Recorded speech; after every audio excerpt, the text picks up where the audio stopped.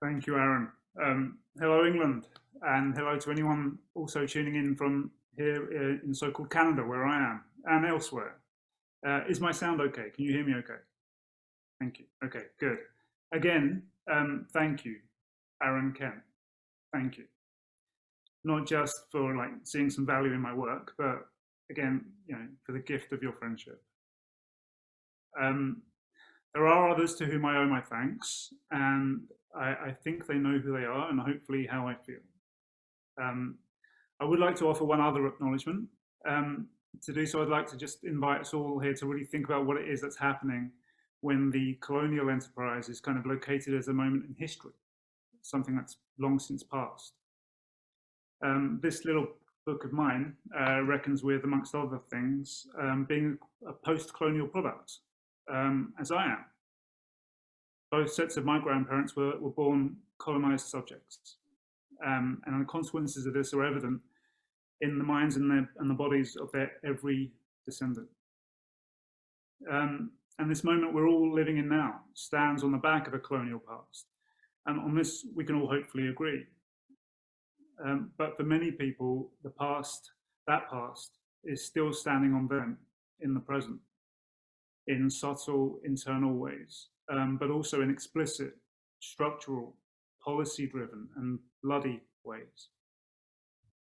And to my mind, acknowledging the past, reckoning with history, as this book attempts to do with my own personal history, this doesn't do anything other than create an opportunity, a starting point, a verge from which to step off into the relationships we intend to forge going forward with others and with ourselves. And this is one of the reasons why I've just finished grad school for the second time. I retrained as a therapist so that I could be part of the healing process amongst the indigenous folks who belong to this land. It's the only way I can make any sense of my being here on this land, this stolen land, this land which over the last decade has permitted me to heal, has permitted me a healing journey, one which this book is in its own small way an attempt to express. So I guess I ought to read something from this book now. I picked two from the beginning, two from the middle, and one from the end. I won't say anything about them. The poems are all pretty declarative, and so hopefully they speak for themselves. I'll just read until my remaining time is up. So here goes. The first one is called 1982. At every get-together, when everybody went away together, every Christmas and New Year's, as if we didn't know the way it felt, but how it felt to feel as if we'd never say a word. I always kept the score. At the front of the system was a word. A hand pushed through the curtain drew and pressed against the pane to ward you off, in the spirit of protection. A racket run upon the self. A metabolic wrench turned tight inside to keep the wrong unspoken. I learned to stop my gob up, choked on the need to steel myself against the fear of ending up sent back to where I'd come from, alone, pushed out of sight. I tried so hard to get it right, but with no way to get it right, or ever give up trying. The remit of the system learned will always be deterrent. A rabid sacrificial move I held inside as if ordained by imperial benign, as if constrained to march bestride the trench of rural Britannia made, to tighten up and move along, the new one too, to leave behind an old country not meant for me, gone long before I ever came. And such a shame to never have belonged in an English afternoon. The second poem is called 1-0 to them. We come from everywhere, their toxic whip is licked unclean. The Windsor chair, held up by hungry legions, still landing blows today. We are the foreign smoke in the London eye. We work to keep up with a rotten upper lip, a bubonic paragon we harrowed up the hill upon our backs. A none such mask we've all seen slip, but stay discreet enough to look away in silence. We stay on task, in touch, unseen. We stay off balance, one foot up, fighting hard to bring it down in place before the other.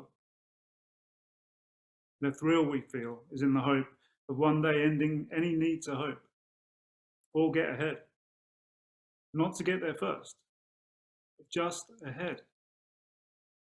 To feel the whole length of the neck one day without the need to wind it in. This is our rank and grave conscription.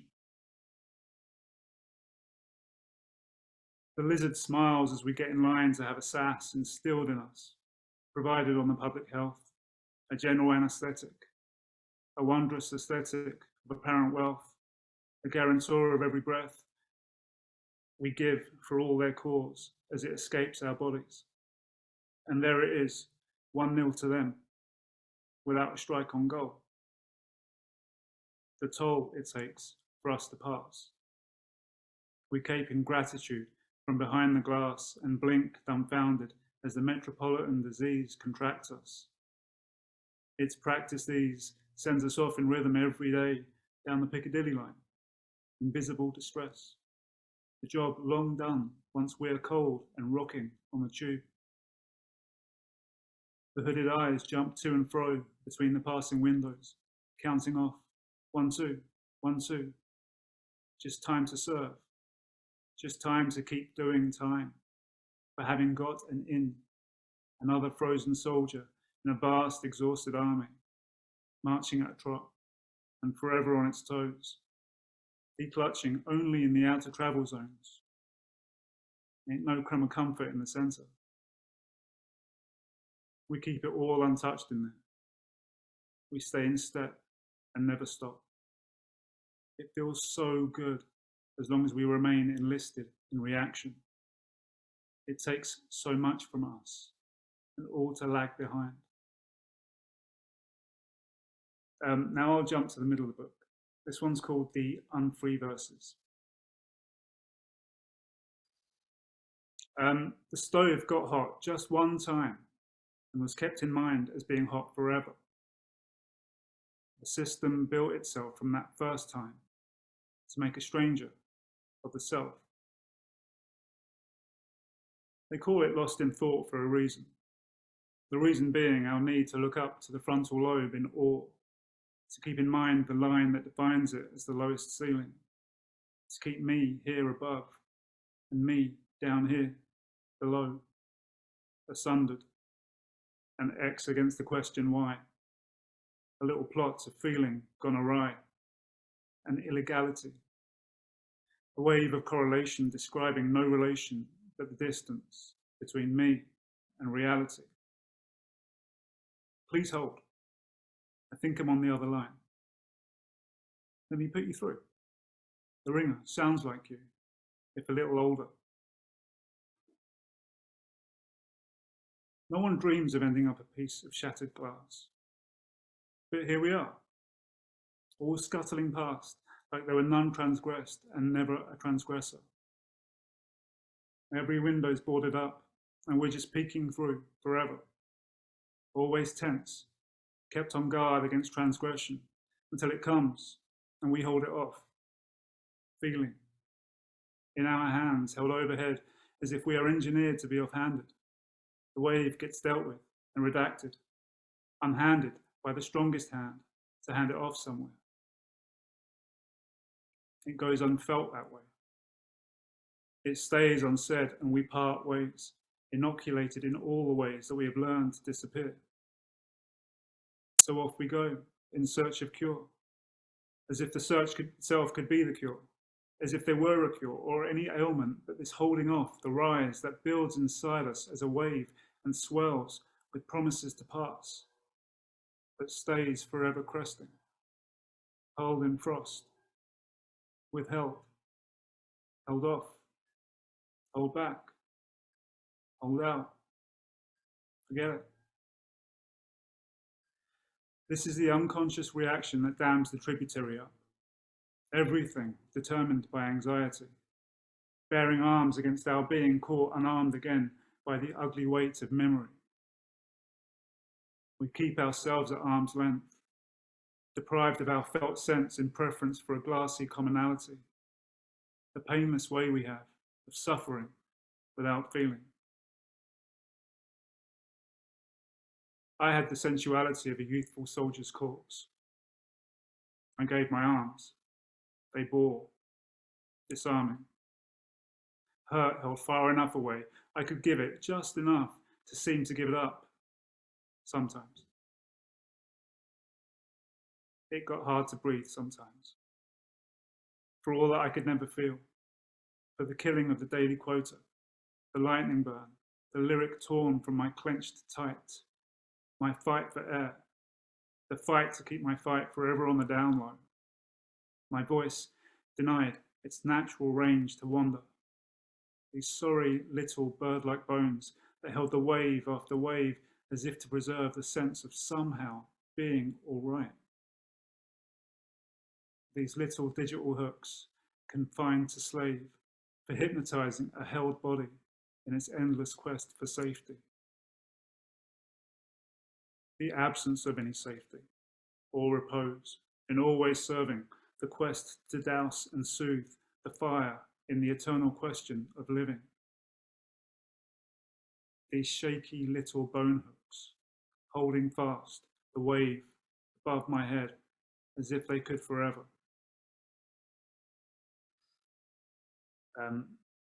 This next poem is called Framing Carpentry. That's a real good wall, the kind that holds its own. Hidden in it are instructions. You've been reading them your whole life. They keep you busy, winding on, just like a spooled cassette, always there, recorded. Sometimes loud, sometimes whisper quiet, and other times when you're playing dead, though you're still there, still seeking out the answer to that tragic question, how you might keep on doing what you do, all you have ever done, all you have ever wanted to achieve, the reason for your every action, the reason you can't grieve, the reason you can't hold your reason to your heart, the heart you'll never know as long as you identify with what keeps you from your answer, with what does not seek an answer, not loud, nor whisper quiet, with what is always playing dead, the ghost that doesn't want to die, the system that insists on being alive in everything you do, that answers every question with itself, everything it knows on foundations built from all the history you've accrued. Each brick placed carefully in time to form a monument to all the work you did, to never dwell on what had formed, to never read the fine print at the bottom of the contract commanding you to build these walls around yourself, to stay locked up inside your head, stay hard at work and always out of courage, fearful, driven, dreaming of the day that you'll down tools and open up the windows, which you will never do because you were made to try. This is going to be the last one. This is the second to last poem in the collection, and it's called Apologies to All Despair. I was once a son and had the wish to sing, but it's all right instead to write it down and never get it right. It is all right to be unartful with the word I lost, for which these words will never be enough. It's quite all right to move through feeling lost and let the sound of what become a thing again. That was the sound before division, the vision of when I came to be, the sound that I have always made, if unbeknownst to me. I've been unmade in every act, but now, in love, is my expression. I'm on the verge, with nothing left behind. There is no benefit in this. These words do not create a thing, but neither do they mark a passing. I speak these words for nothing, the way a bird will sing its song, not by first diminishing the self to sing, but by singing as it steps out of the way. The dark recedes enough for light to line the circle. In this light, I take my place beside the marching band with gratitude for the chance to share in something greater than myself, a chance to sound my little note and be uncaged at last. The tongue that I once swallowed never had a name. I have been called so many. This is the sound of my true name, and we are being sung. Together, we're the heart inside the bird for whom extinction beckons. What better time to let the world converse and with itself, through us, to let it hear itself, but with no reason for the song. There's nothing in this but the will to be itself. This is a turn to face the self, a turn in both directions, at one time. I take this turn to let a small and simple thing be heard, the way it feels to be, like good, and held, like joy, and awe, and wonder at the way that time is flying. This is how it's meant to go. The door left swinging open, and the cell left still and timeless as it goes. Thank you for your patience and your attention.